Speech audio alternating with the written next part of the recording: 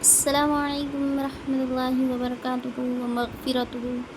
سنتیں دو قسمیں ہیں۔ سنت کی کتنی قسمیں ہیں؟ دو قسمیں ہیں، سنت مؤکدہ، سنت غیر مؤکدہ۔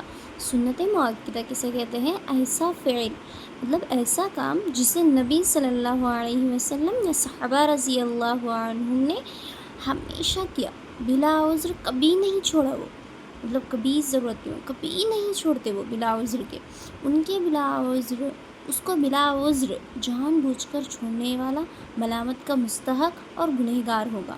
مثلا فجر کی 2 سنتیں، ظہر کی 4 سنتیں۔ اکثر لوگ کیا کچھ کام ہے وہ ان کو، مطلب اب فرض پڑھ لے تو بس سے لو ایسے سمجھ کے، یا فجر کے وقت پہ نیند میں سے اٹھتے 2 فرض پڑھ لے کے جلدی جلدی سو جانا یا کچھ کام کرنا، ایسا کر دیتے نہیں۔ 2 سنت کبھی نہیں چھوڑنا چاہیے، ظہر کی 4 سنت بھی نہیں چھوڑنا۔ سمجھ میں آ گئی بات؟ یہ 2 کام، مطلب یہ 2 سنت مؤکدہ ہیں۔ سنت مؤکدہ کتنے ہیں؟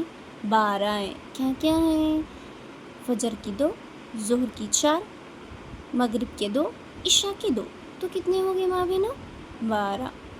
اور سنت غیر مؤکدہ وہ فعل جسے نبی صلی اللہ علیہ وسلم، صحابہ رضی اللہ عنہم نے اکثر کیا ہوگا، مطلب زیادہ کیے اور کبھی کبھی بلا عذر چھوڑ دیے۔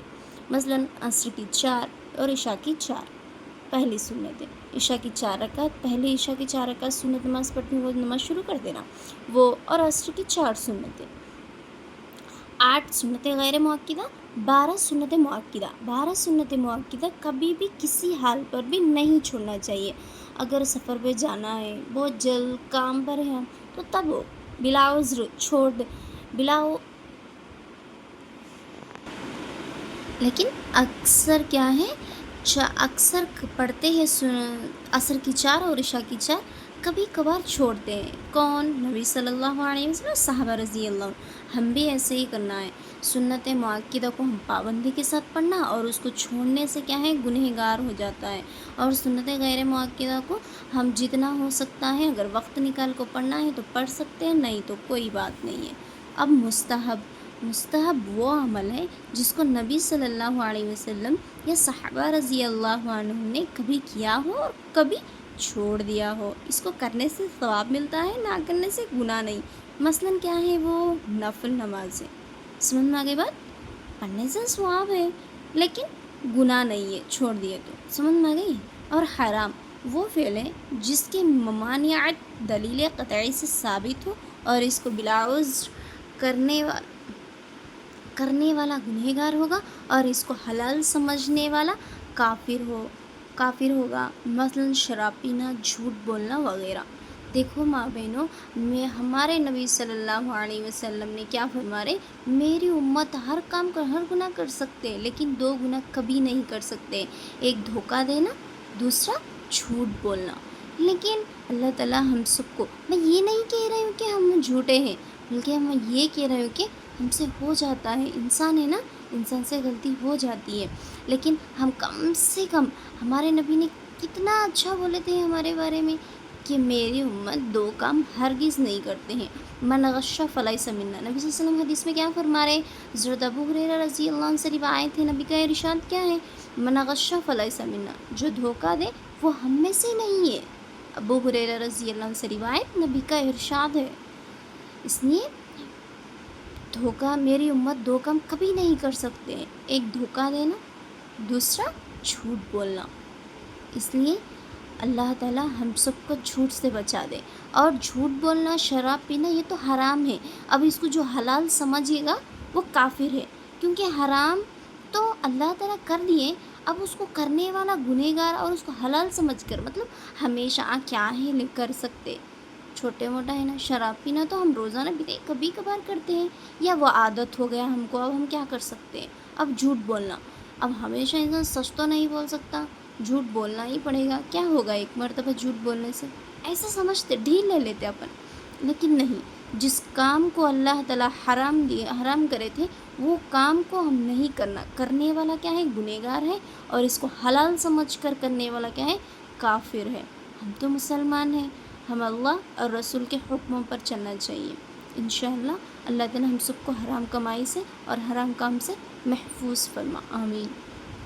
مکروہ تحریمی، وہ فعل ہے جس کی ممانعت دلیل زنی سے ثابت ہو، اس کو کرنے والا گنہگار ہوگا، اس کو حلال جاننے والا کافر نہیں بلکہ گمراہ ہوگا۔ مثلاً امام سے پہلے جب نماز پڑھاتے ہیں مسجد میں امام، تو ان سے پہلے سجدے میں جانا اور رکوع میں جانا، یہ کیا ہے؟ گنہگار ہے ایسا کرنے والا، یہ حلال نہیں ہے۔ اب اس کو کیا ہے، لے جلدی جلدی پڑھ لیے، ہمیں وہ لوگ گھنٹے گھنٹے پڑھاتے ہیں یا ہم پڑھ لیں، وہ ذرا دیری سے پڑھاتے ہیں، ہمیں پتہ ہے کیا وہ ذرا دیری سے پڑھاتے ہیں، ہمیں کہیں کہ اتنی دیر ہمیں کام ہے بول کو جانا، جلدی جلدی پڑھ لے کے چلے جانا، امام سے پہلے سجدہ رکوع کر لینا، نماز کو ختم کر کے چلے جانا، کیا ہے؟ یہ گناہ ہے، اس کو کرنے والا گنہگار ہوگا۔ اور اس کو حلال کیا ہے بول کو ڈھیلنے کو، ایسا بھی کر سکتے ہیں نے بول کو، جو لگاتار ایسے ہی کام کرتے رہتا ہے وہ کافر نہیں ہوتا ہے، لیکن کیا ہو جاتا ہے؟ گمراہ ہو جاتا ہے۔ سمجھ میں آ گئی؟ مکروہ تحریمی کس کو بولیں گے؟ مکروہ تنزیہی۔ سنو ماں بہنوں، اگر سمجھ میں نہیں آیا آپ لوگ مجھے کامنٹ باکس میں بتا سکتے ہیں، انشاءاللہ میں آپ لوگوں کو اور بھی اچھی طرح سمجھانے کی کوشش کروں گی، ٹھیک ہے؟ اب ہم معلوم کرنے والے ہیں نمبر 7، مکروہ تنزیہی۔ وہ فعل ہے جس کا کرنا شریعت میں اچھا نہ سمجھا جائے اور نہ کرنا بہتر سمجھا جائے، مثلا نماز کی پہلی رکعت میں ثنا کے بجائے سورہ فاتحہ سے شروع کرنا۔ حضرت الیاس گنمن صاحب نے مکروہ تنزیہ کو کتنا اچھا مثال دیا ہم لوگوں کو سمجھ میں آنے کے لیے۔ دیکھو کیسے بتائے حضرت جی ہم سب کو، آج کے زمانے میں دین کو پہنچانے کے لیے بڑے بڑے علماء کرام جتنا محنت کر رہے ماں بہنوں، وہ وہاں سے دین ہمارے تک اور ہمارے سے آگے جانا ہے، اس دین کو آگے بڑھانے کے لیے ہم خوب محنت کرنی چاہیے، ہم سے جتنا ہو سکتا ہے۔ آج کے دور میں تو دین کو پہنچانے کے لیے جبکہ جیسے صحابہ کرام رضی اللہ عنہ جیسا جانے دینا، گھر گھر کو جا کے دعوت دینا مردوں کو ہو سکتا ہے لیکن خواتین کو نہیں۔ خواتین کو جتنا ہو سکے وہ اپنے بچوں کو اور اپنے شوہروں کو انشاءاللہ ہم سمجھائیں اور ہمارے گھر کو دین کا گھر بنا دیں۔ مباح نمبر 8 کیا ہے؟ مباح۔ مباح کس کو بولیں گے؟ وہ فعل ہے جس کو کرنے سے نہ ہی گناہ ہوتا ہے نہ ہی ثواب، مثلا کھانا پینا سونا وغیرہ، کھانا تو گناہ نہیں ہے، پینا تو گناہ نہیں ہے، سونا بھی گناہ نہیں ہے، سمجھ میں آ گیا؟ اس کو مباح بولیں گے۔ چلو 8 نمبرات بھی سمجھ میں آئے ہوں گے، اگر سمجھ میں نہیں آیا آپ لوگ مجھے بتا سکتے ہیں۔ شریعت کے احکام کے ہم مکمل جان لیے 8 فضیلتوں کے بارے میں۔